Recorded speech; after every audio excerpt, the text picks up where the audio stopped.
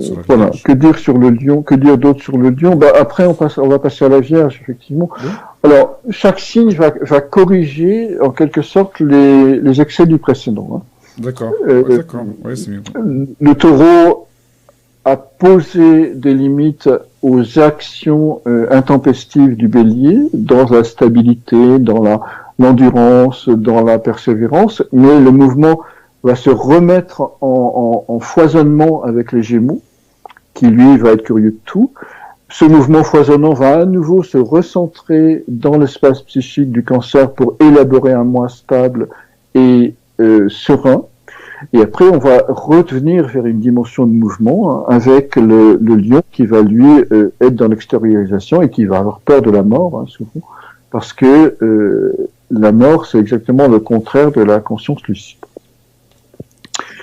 Et on va revenir vers la Vierge qui va être à nouveau un signe d'intériorisation. Donc on a des signes positifs et des signes négatifs qui attirent. Mais ça n'a pas de connotation morale, ça veut juste dire qu'il y a un mouvement centripète et un mouvement centrifuge. Donc la Vierge, elle, va revenir vers l'intériorisation et elle va chercher à corriger les excès du lion. Chaque signe va corriger les excès du signe précédent. Donc la Vierge, en toute Vierge, un lion sommeille. En tout lion, un Cancer sommeil, en tout, etc. Mais ne peut plus se manifester. Donc la Vierge, elle va chercher la perfection. Elle va chercher à être aussi à la perfection humaine. Elle va chercher à être complètement juste, pure, exacte, être dans une espèce L'image qui me vient à propos de la Vierge, c'est la calligraphie. C'est-à-dire, c'est ce geste pur, juste, qui va exprimer quelque chose d'essentiel. Donc, on est ici c'est un signe mental également, lié à Mercure. Donc, besoin de connaissances, besoin d'apprendre, mais non pas sous l'angle de la jubilation de la découverte, comme avec les Gémeaux, mais sous l'angle de la logique, de la rationalité, de l'analyse, du besoin démontré, de la cohérence du système de pensée. Elle va mettre en ordre, en quelque sorte, les pensées du Gémeaux. Donc la Vierge, construction du corps de raison, du corps de pensée, qui est alors la maîtresse ésotérique de la Vierge, c'est la Lune. Donc, on voit apparaître l'autre qualité, évidemment, de ce signe, qui est, comme son nom l'indique d'ailleurs, d'être virginal, c'est-à-dire d'être pur.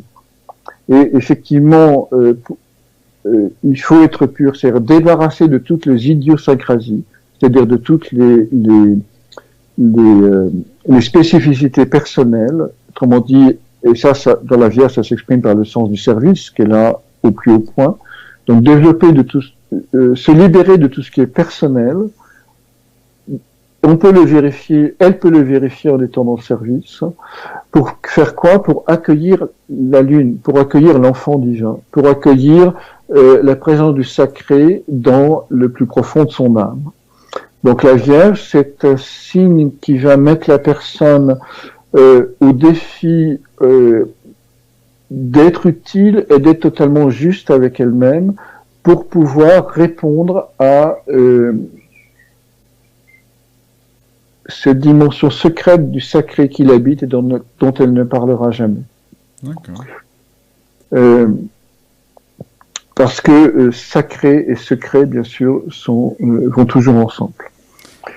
Donc, mais il faut aussi rajouter, c'est quoi la pureté? La pureté, parce que là, il peut y avoir des confusions. On peut confondre en Vierge la pureté et la perfection, ou le perfectionnisme.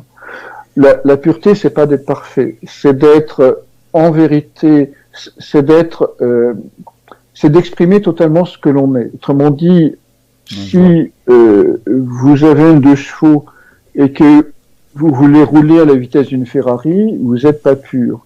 Et si vous avez une Ferrari et que vous roulez à la vitesse de la 2 chevaux, c'est possible, mais c'est pas de la pureté non plus. C'est-à-dire, c'est d'utiliser de manière la plus juste et la plus fine possible toutes les potentialités que l'on porte, qui nous ont été données du fait de notre naissance. Donc la Vierge, c'est un grand signe d'ajustement.